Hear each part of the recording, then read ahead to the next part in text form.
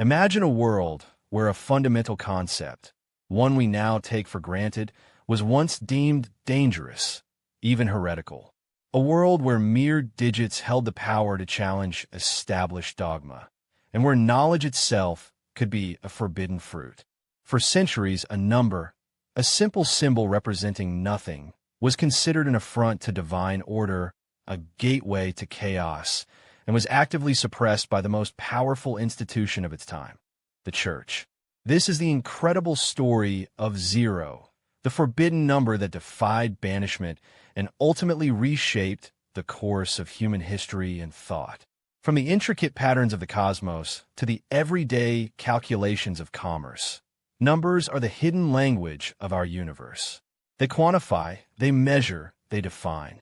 Yet, amidst this symphony of numerical precision lies a paradox, the concept of nothing.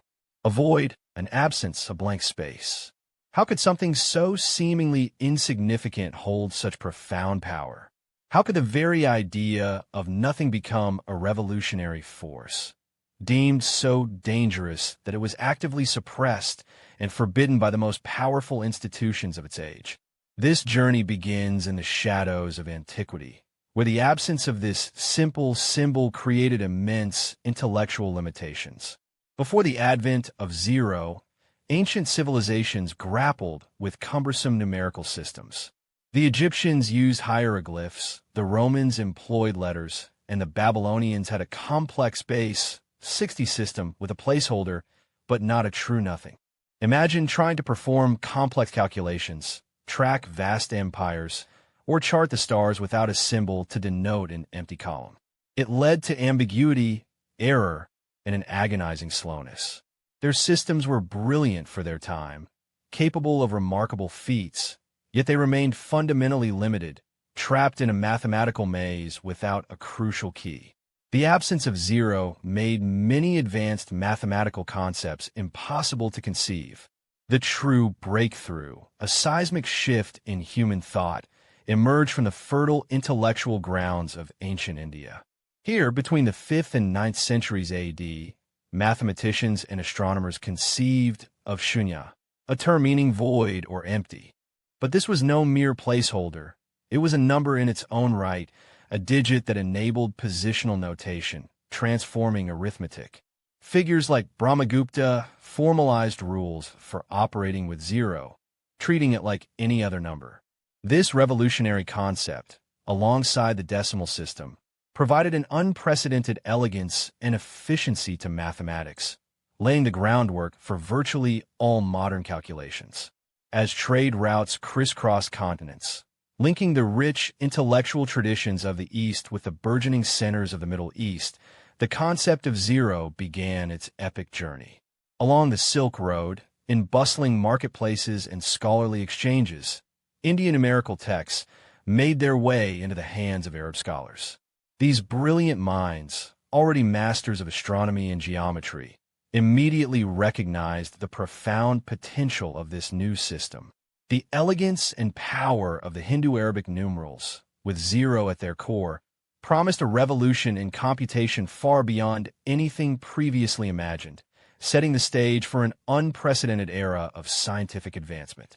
It was in the thriving intellectual heart of the Islamic Golden Age, particularly in 9th century Baghdad, that zero truly found its champion.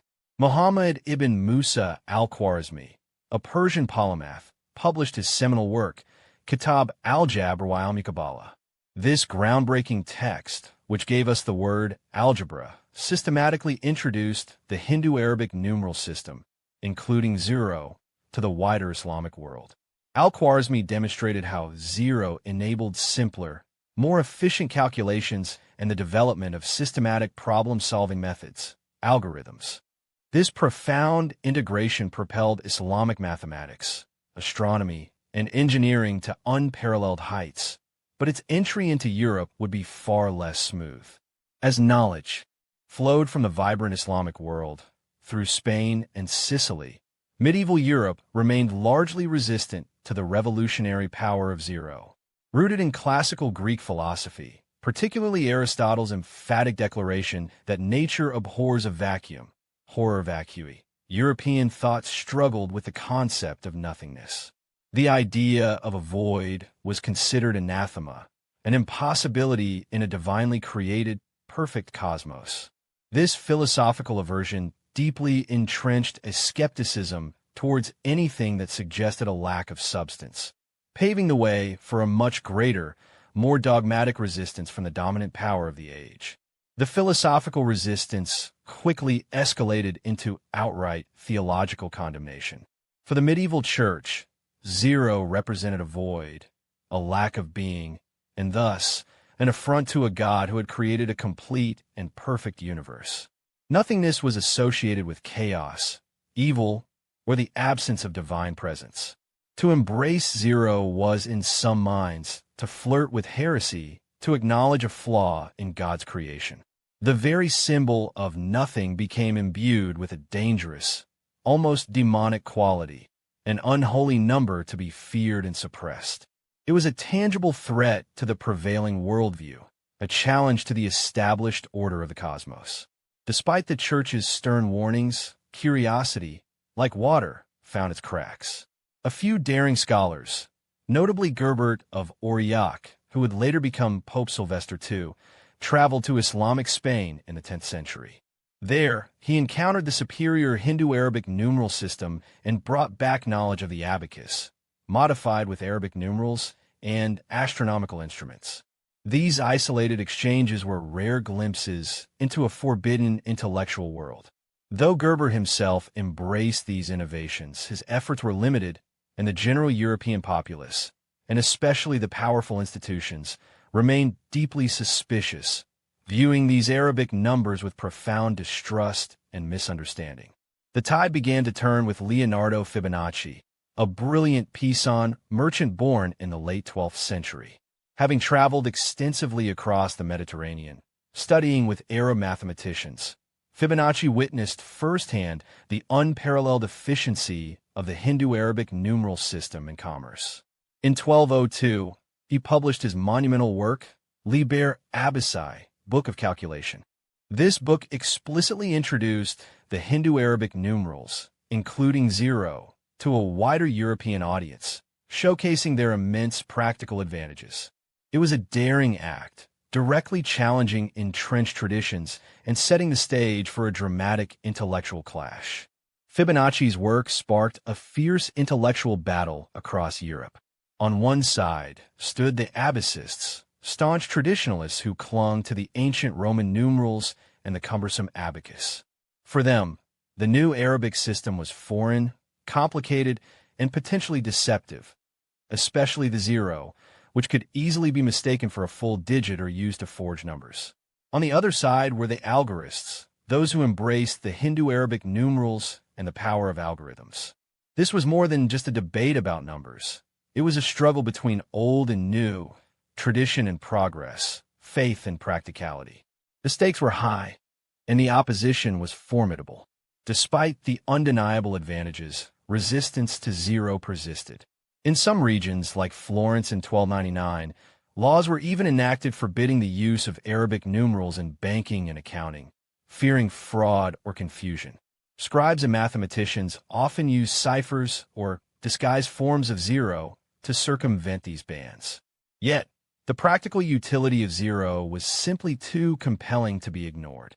Merchants, astronomers, and engineers, driven by necessity and the promise of greater accuracy, continued to use the forbidden number in secret, in ledger books hidden from prying eyes.